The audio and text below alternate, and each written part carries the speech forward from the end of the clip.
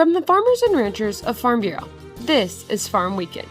New adverse effect wage rates have been announced for H-2A employees.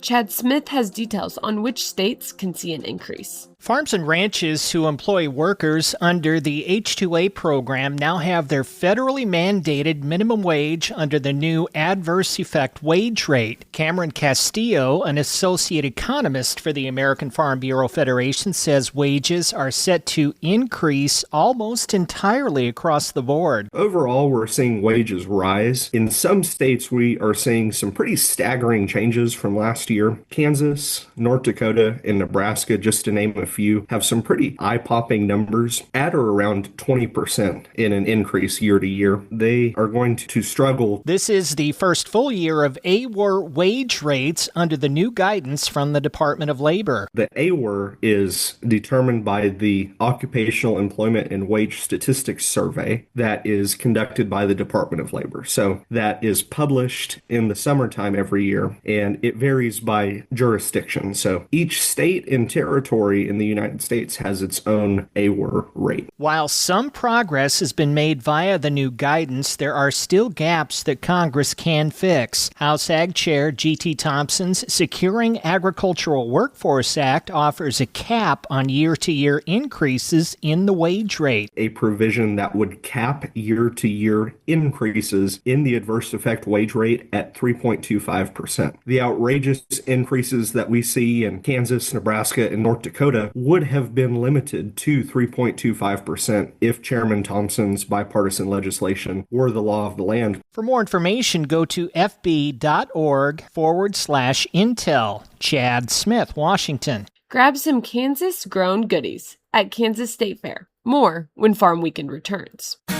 The farmers and ranchers of Kansas Farm Bureau work daily to ensure they are raising the healthiest crops and animals with care to provide a safe and nutritious meal from their family to you and your family. Learn more about these Kansas farmers and ranchers and get great recipes featuring the products they raise by visiting our website, www.kansaslivingmagazine.com. Kansas Farm Bureau's booth at the Kansas State Fair will feature Shop Kansas farm vendors. Be sure and stop by the booth in the Pride Kansas building September 11th through the 12th in Hutchinson and shop flavored pretzels, beef sticks, goat milk, bath products, mushroom coffee, pork sticks, and much more. Learn more at shopkansasfarms.com and click the Events tab. Applications for the KFB Ag Academy program are now open until October 15th. The educational program provides an opportunity for individuals of all occupations and agricultural knowledge to be exposed to many different facets of production agriculture, rural communities, and agricultural policy. Learn more and register at www.kfb/agacademy. Next, Insights with Kim Baldwin.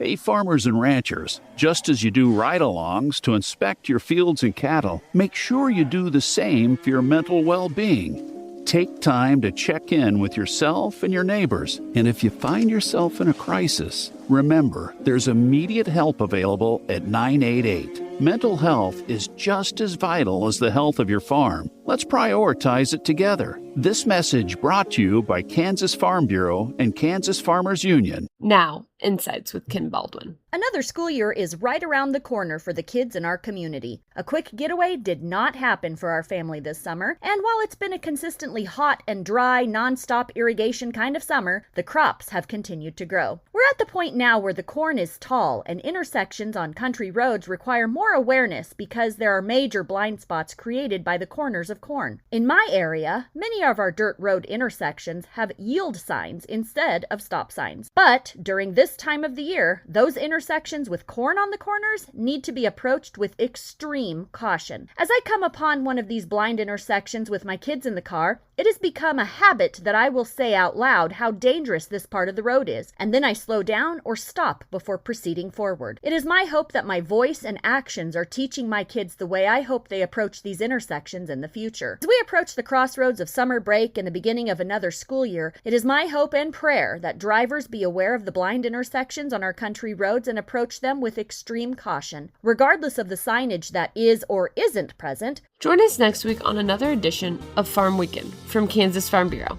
the voice of agriculture.